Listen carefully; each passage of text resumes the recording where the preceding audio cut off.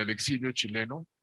De hecho, pues recuerdo muy bien aquel día 11 de septiembre, que yo era un adolescente y que en la tarde me entero por la radio y la televisión que había habido un golpe de Estado al presidente chileno, Salvador Allende. Salvador Allende, que había estado en México recientemente y que le había dado un mensaje a los jóvenes mexicanos diciéndoles, es que ser joven es tener un pensamiento revolucionario. Y era verdad, todos los jóvenes de aquella época todavía teníamos muchas ilusiones sobre América Latina, sobre la revolución en América Latina, sobre la igualdad, ¿sí? No teníamos tantas distracciones como lo tienen los jóvenes hoy en día, de las redes sociales, los selfies. Entonces, pues bueno, es lo que hay hoy en día. En aquel entonces, pues nos dolió profundamente a muchos jóvenes mexicanos enterarnos del asesinato, de la muerte de Salvador Allende. Y este libro, pues recoge los testimonios de aquellos chilenos que tuvieron que refugiarse en la Embajada de México en Chile, alrededor de unos 700, muchos tuvieron la oportunidad de refugiarse inmediatamente, otros tuvieron que esconderse varias semanas o meses incluso para poder llegar ahí, no era fácil, otros tuvieron que irse a otros países o a otras embajadas, pero terminaron finalmente en México. Por eso es que, bueno, esta es una memoria de ese exilio chileno en México. Aquí están algunos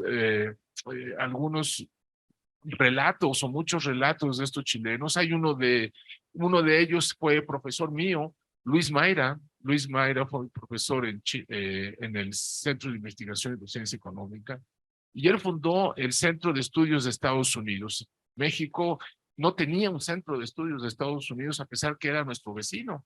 Tuvo que venir un chileno aquí a decirnos, miren, hay que aprender cómo funciona el estado de la sociedad norteamericana, pues para saber relacionarnos mejor con ellos. Y en fin, es un libro que me volvió a despertar a mí muchas emociones de mis queridos amigos chilenos. Tan cerca estuve de ellos que hasta me aprendí una muletilla que usan mucho, que no lo voy a repetir acá, pero bueno, los chilenos saben a cuál me refiero. Y en fin, voy a dar a continuación la palabra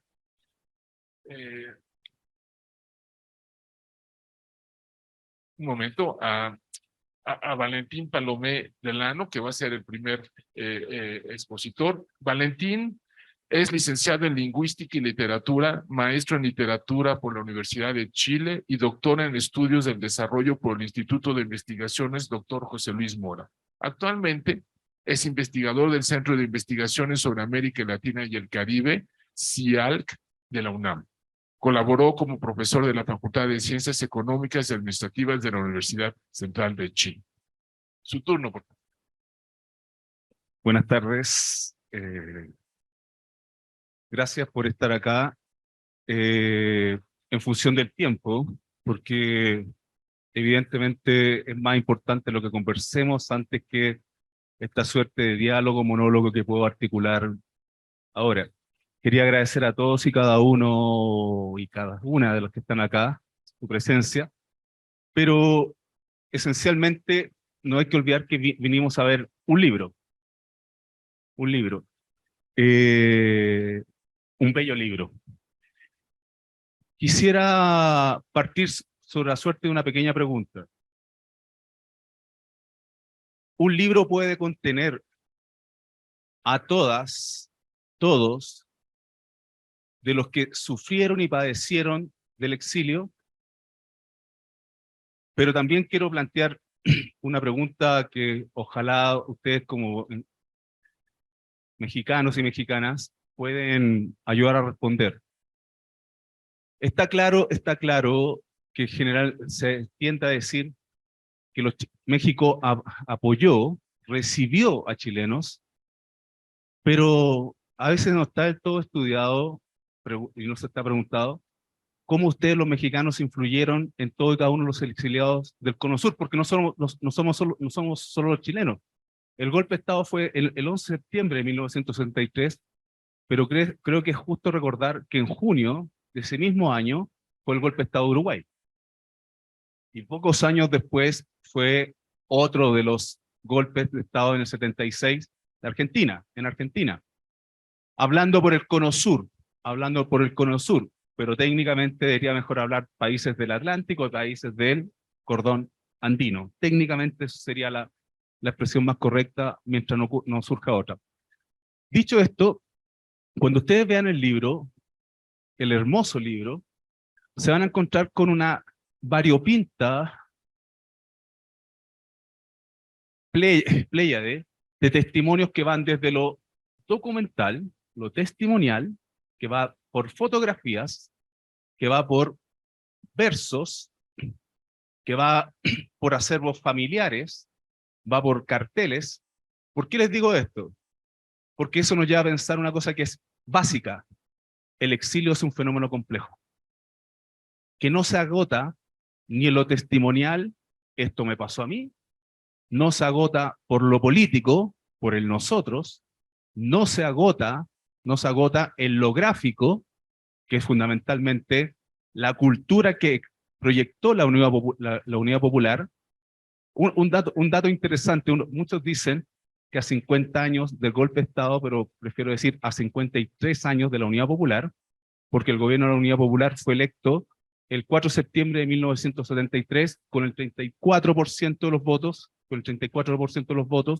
En ese momento el sistema electoral chileno, como no se logró mayoría absoluta, tenía que pasar al Congreso. Y gracias a los votos de la democracia cristiana, Salvador Allende fue declarado presidente de la República de Chile. El periodo era 1973-1976, se cumplió el 50% por razones que sobran decir en este momento. Pues bien, el exilio es un fenómeno complejo, pero el exilio fundamentalmente es un eslabón más de un proyecto que es mucho más amplio. Es mucho más amplio. ¿Qué pasó con la Unidad Popular? La Unidad Popular como proyecto muere en 1973. Un dato. Dato evidentemente que puede ser paradójico, pero es subjetivo-objetivo. En el estallido social del 2019 en Chile, en octubre del 2019, muchos habrán escuchado que no habían banderas de partidos políticos. No sé si recuerdan que decían que no había partido de los partidos social de izquierda porque el sistema de partidos en Chile está altamente desprestigiado. Pero ¿saben lo que había? Todavía se cantaban canciones de la Unidad Popular. Todavía había gráfica en función de la estética de la Unidad Popular. Entonces, estamos frente a una paradoja.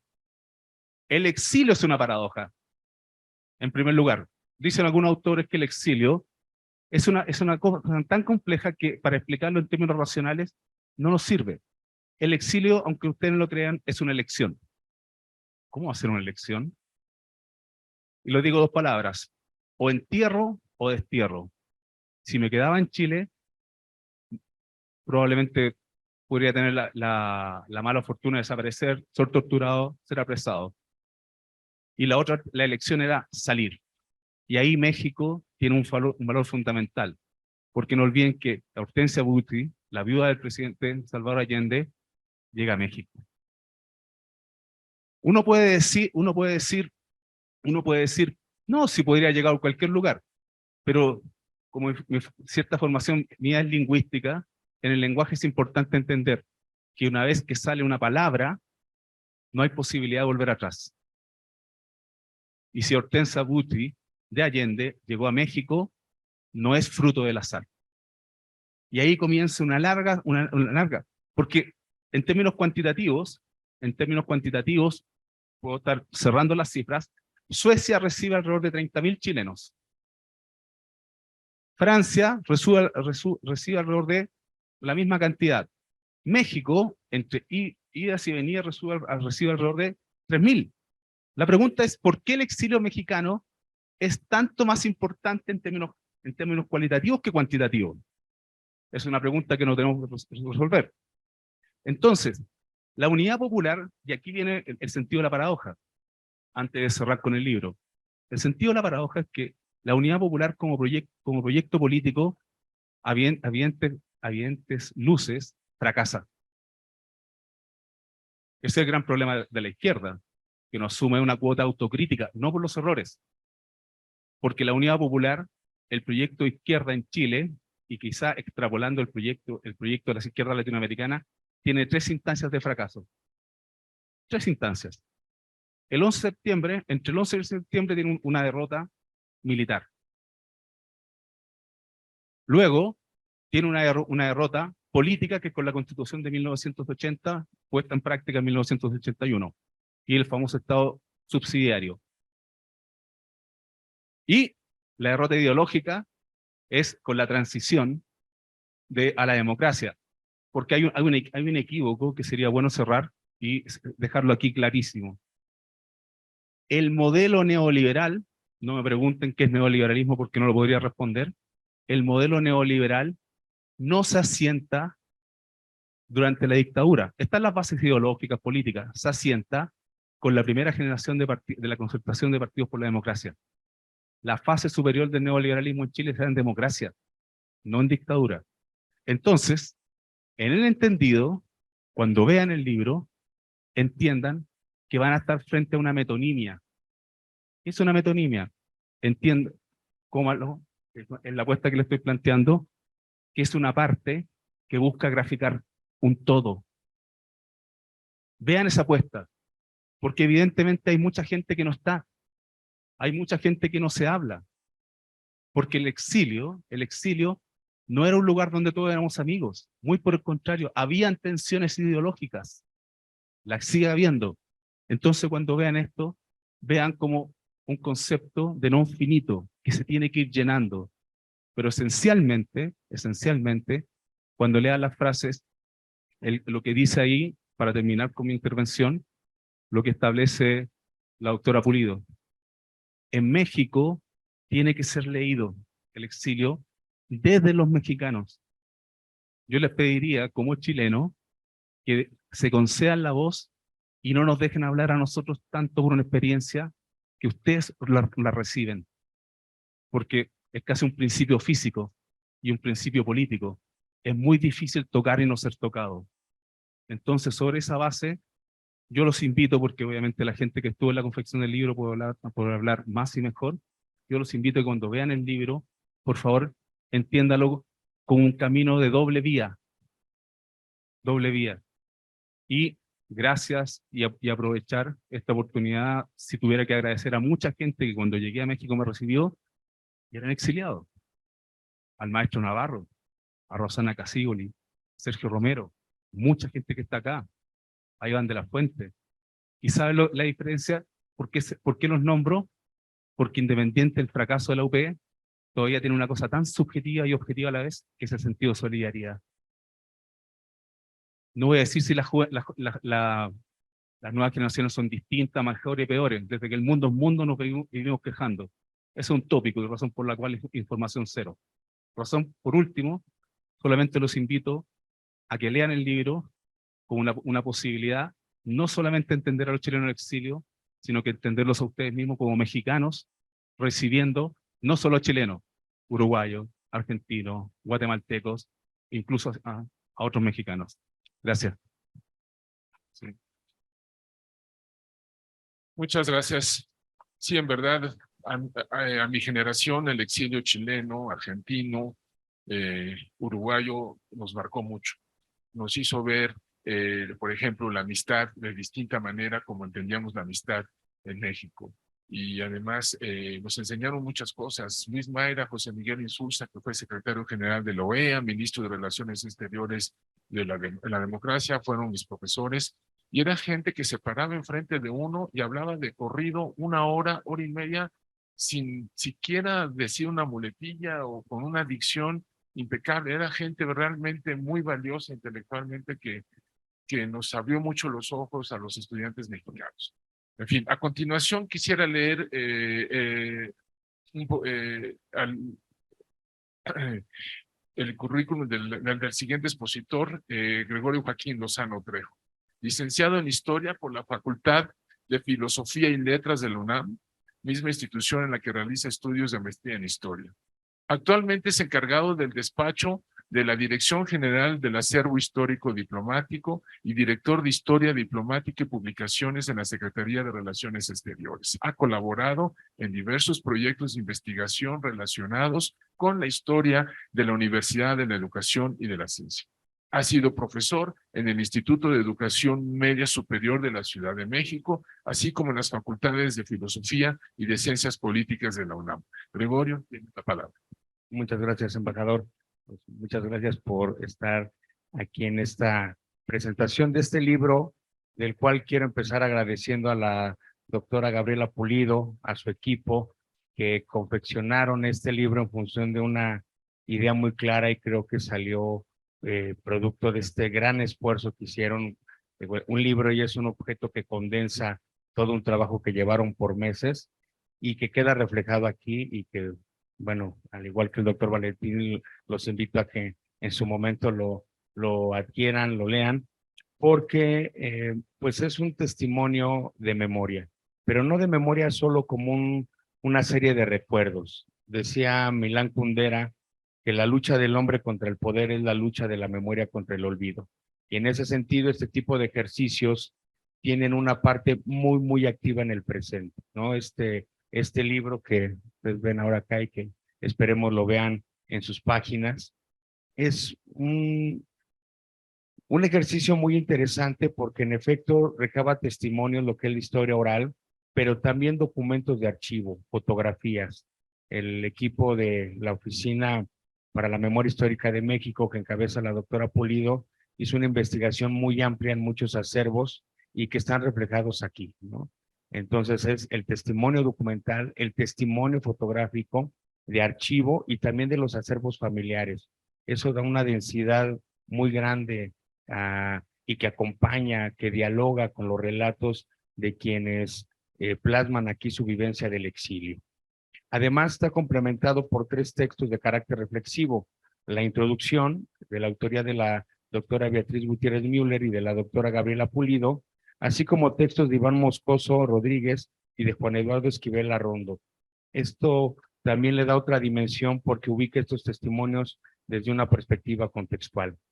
Y bueno, como ejercicio de memoria activa, y un poco para no ampliarnos tanto en el tiempo, y como decía el doctor Valentín, más bien privilegiar el diálogo, quisiera puntualizar cómo este libro nos lleva a reflexionar desde nuestro presente en varias cuestiones, ¿no? Una que ya mencionaba el doctor Valentín, pues que más allá del golpe de Estado, había un gobierno, ¿no? El gobierno de la Unidad Popular, y similar a lo que nos pasa aquí cuando hablamos del 68 y que los hechos impactantes del 2 de octubre hacen que muchas veces la mirada se centre en ese episodio y se olviden los 3 o 4 meses previos de una insurgencia civil, pues aquí también se olvida, ¿no? Muchas veces como ese esfuerzo que significó el gobierno de la Unidad Popular encabezado por el presidente Allende, qué se intentó, qué se logró y bueno, evidentemente las partes de autocrítica que pueden quedar para los replanteamientos de nuestro futuro en las luchas de la sociedad por democracia y por justicia. También como un golpe de Estado, en este caso el de Chile, y que efectivamente no fue el único en esa época, no solo fue un agravio al gobierno de la Unidad Popular o a los chilenos, un agravio hacia América Latina, hacia esta manera de avanzar en dirimir las diferencias políticas por mecanismos que no pasen por la violencia.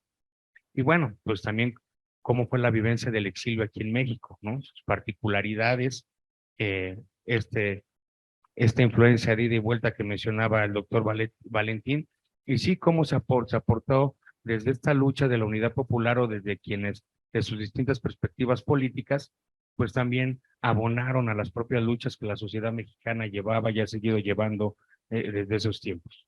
Bueno, recalcar también el asunto de la solidaridad, de esta que se habla que México y otros países dieron a los chilenos, pero yo creo que como ejercicio de memoria y replanteamiento en el mundo, perdón, actualmente, creo que es muy importante rescatar este concepto de solidaridad, no como una manifestación de coyuntura, sino como la necesaria condición para la sobrevivencia de la humanidad y que lo tenemos que replantear como algo que debe de estar más vivo, más actuante en el mundo presente para una construcción de un futuro diferente para la humanidad.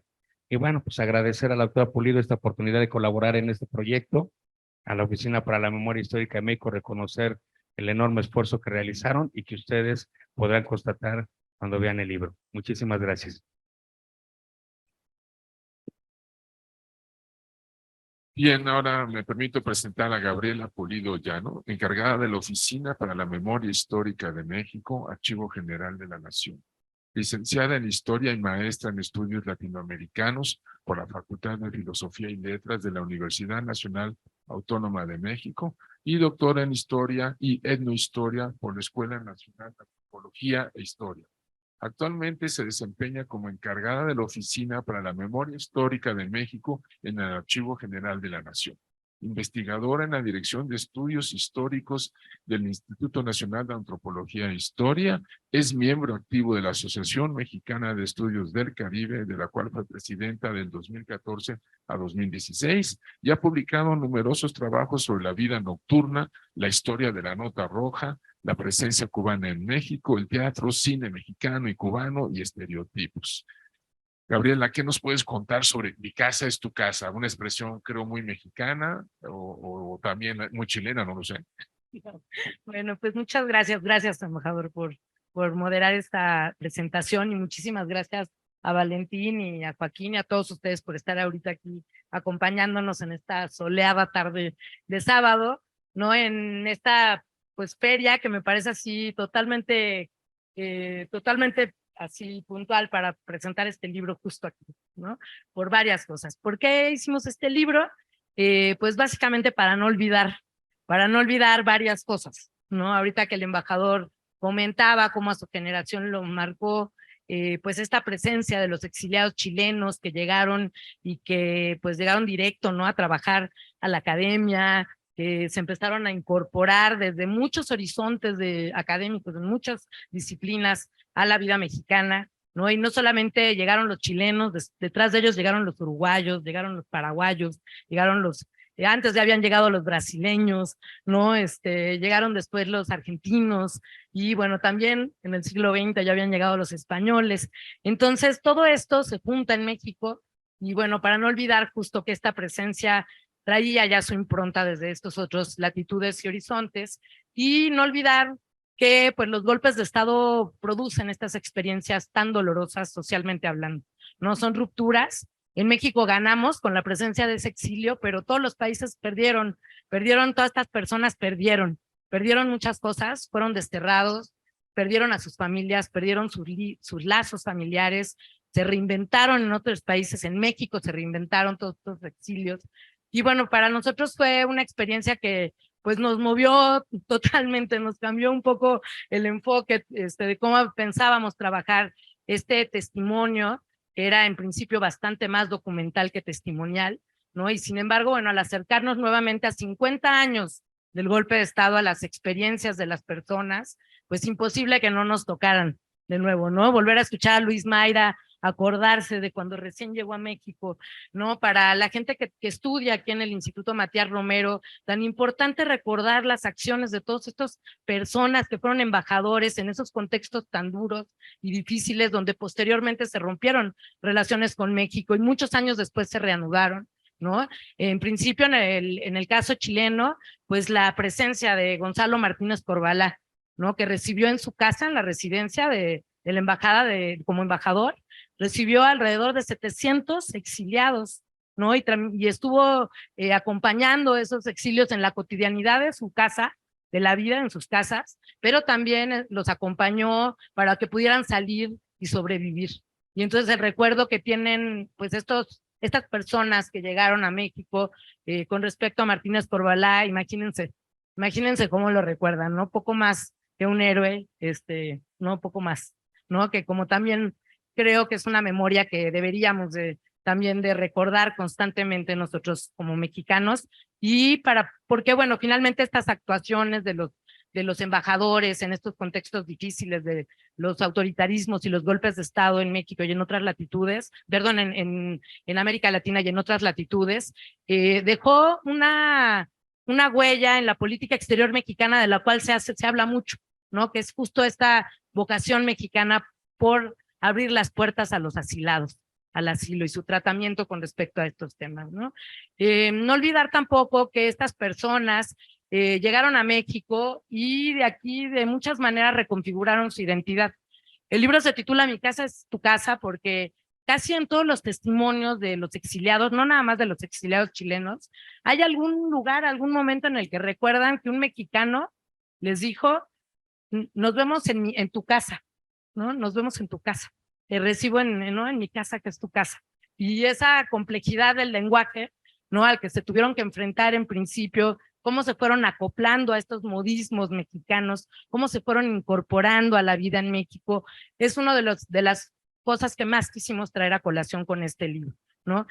Algunos en estos testimonios encontrarán, son 20 personas, 20 recuerdos diferentes de 3 generaciones diferentes, de gente que regresó a Chile después de cuando se terminó la dictadura de Pinochet y después tomaron la decisión de regresar a México nuevamente, gente que regresó a Chile y se quedó a vivir en Chile, y ahorita como Miguel Litín y como el mismo Luis Mayra han tenido pues una actuación importantísima en el gobierno de Chile en distintos momentos y de distintas maneras, no aportando también esta experiencia de su exilio aquí.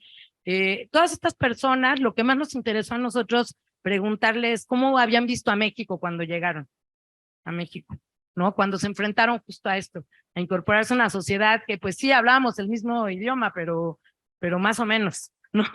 Y bueno, todo esto que ellos nos cuentan es precioso, por eso el libro terminó siendo un libro de ellos son los protagonistas, los que lo escriben, está contado a través de fragmentos de sus testimonios, ahí nosotros no metemos manos, no, Valentía, y dejamos hablar al exilio chileno, ellos son los que hablan, si algunos quisieron recordar las partes más dolorosas de su previo al exilio, bueno, fue también una cosa personal. Sin embargo, nosotros en donde nos quisimos enfocar fue justo en su experiencia en México, ¿no? Y cómo para ellos significó México, o sea, ¿qué es lo que significa para ellos México? Para muchos, para todos, significa casi todo. O sea, lo que te dicen, y es la frase que es el título del último capítulo, México es todo. Para ellos México es todo. Fue el país que les permitió sobrevivir principalmente. Aquí la gran mayoría hizo sus familias, ¿no? Sus familias crecieron, sus hijos fueron a los colegios que recibieron a los hijos de exiliados también chilenos, y ahí se encontraron con los otros exilios, aquí en Villa Olímpica, por ejemplo, ¿no? Entonces van contando su cotidianidad, y en un principio, bueno, ilustramos el libro, fueron acompañando el libro el discurso que encontramos en los acervos, este discurso que encontramos en las fotografías, en las más de 1,400 imágenes que traen a colación la visita de Salvador Allende en 1972 y posteriormente del exilio, la llegada del exilio paulatinamente, ¿no? Y finalmente nos decantamos por hacer un libro donde la primera parte justo estaba acompañada de ese discurso y la segunda de pura ilustración que recuperamos de las memorias personales de estas personas. Nos invitaron a sus casas, conocimos sus recuerdos, a través de sus recuerdos es que tratamos de hacer esta reconstrucción, de cómo reconstruyen su identidad, de cómo sus familias quedan enmarcadas por esta experiencia, ¿no? Y pues eso es lo que les ofrecemos, y como siempre es un buen lugar, una presentación para dar las gracias, pues no me queda más que agradecer muchísimo a nuestro querido Joaquín, que fue así un cómplice total, y a los colegas del acervo histórico diplomático, aquí presentes algunos, ¿no? Que la verdad nos tuvieron mucha paciencia. Fue un libro fue difícil hacerlo porque era difícil para los editores comprender un poco hacia dónde llevábamos este discurso, porque no es una narración, son fragmentos de los testimonios donde ustedes pueden ver de manera muy gráfica las emociones sobre todo de las personas, ¿no? Creo que en ninguna disciplina, ¿no? Tampoco en las relaciones internacionales, tampoco en la política exterior, hay que perder ese horizonte tan importante, ¿no? Para llevar a cabo nuestra labor. Y bueno, pues nada más eso, y agradecer a nuestros anfitriones. Muchas gracias. Muchas gracias. Sí. Si la diplomacia mexicana se hubiera guiado simplemente por el principio de la no intervención, pues probablemente no hubiéramos hecho tantas cosas como las que se hicieron en el caso del golpe de Estado en Chile. Si era un golpe de Estado contra un presidente electo democráticamente por el pueblo chileno.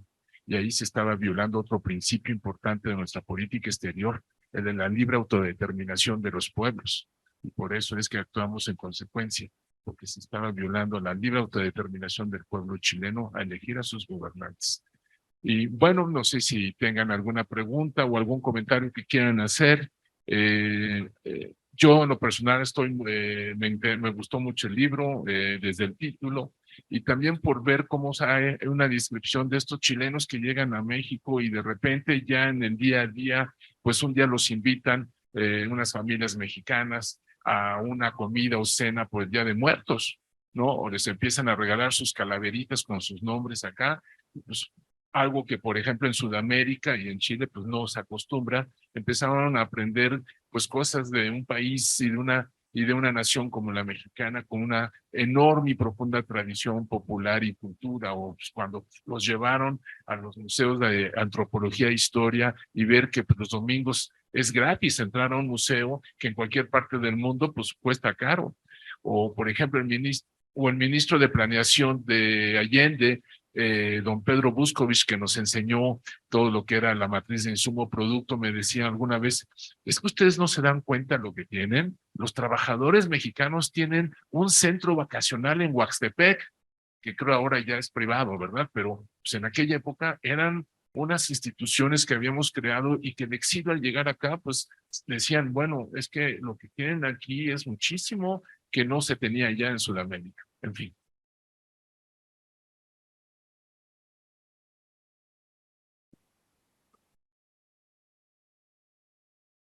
Muchísimas gracias y muchas felicidades a todos los expositores. Bueno, mi nombre es Rafael, soy un alumno de la Universidad Iberoamericana, estudio un doctorado en políticas sociales.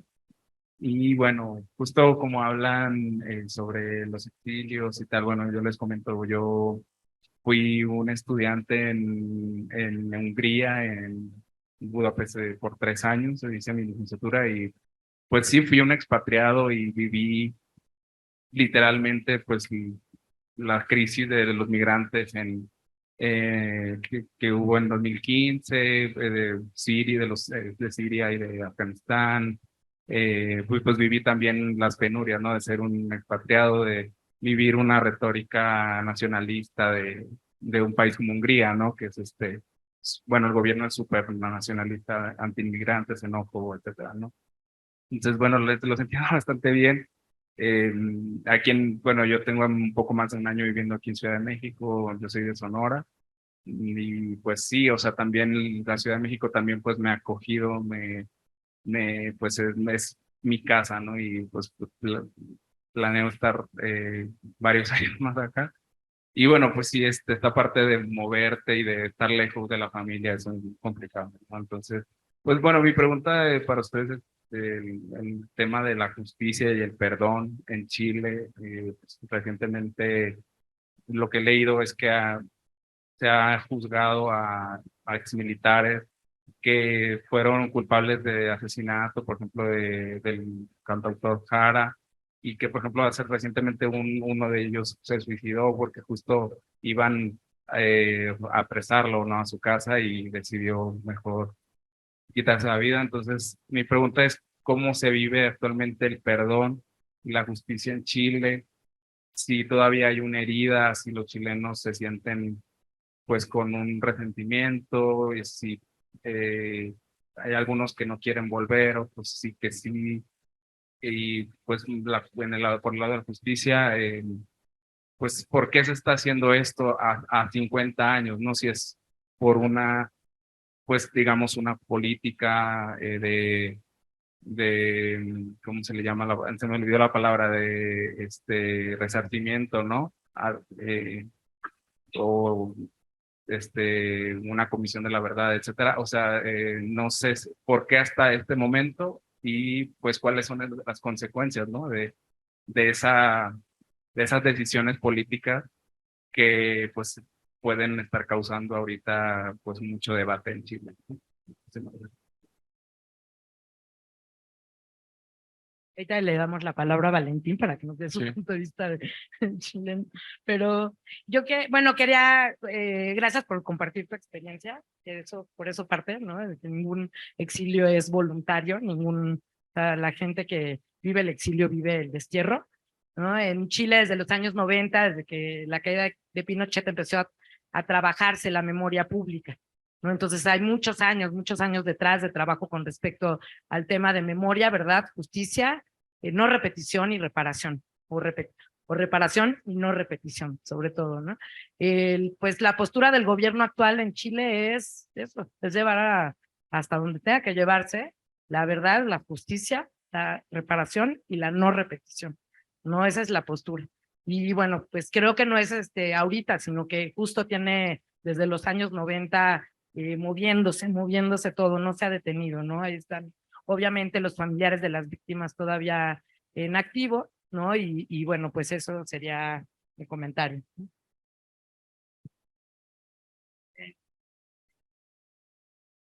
Ah.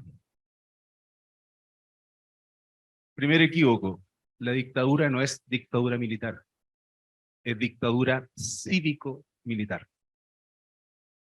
Porque existe una cárcel que se llama Punta Peuco, donde aproximadamente el 90% son militares, y hay 2 civiles de baja denominación. Entonces la pregunta es, ¿la justicia alcanza a los civiles? Que es el mismo problema que tiene Argentina. Argentina juzgó y condenó a los comandantes en jefes, y hasta el día de hoy, pero a todos aquellos que financiaron a todos los estudios jurídicos, porque hay una cosa que no es menor. Las dictaduras en Chile, Argentina y Uruguay no actúan al margen de la legalidad. Construyen una legalidad ex profeso para hacer lo que hacen. Y la pregunta es, ¿dónde están aquellos que articularon esa legalidad? Disfrutando. Entonces, la primera cosa, como académicamente hablando, habría que distinguir sin rizar el rizo en demasía. Habría que distinguir entre justicia y derecho, porque probablemente se llega a esos grados de injusticia porque el derecho lo permite.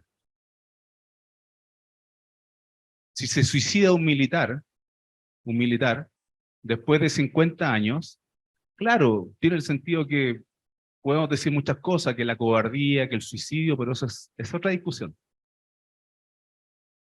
Ahora lo que está haciendo el gobierno de Boric es lanzó una comisión de búsqueda de víctimas, porque aproximadamente se dice que hay alrededor de 3.000 detenidos desaparecidos en Chile, números más, números menos, porque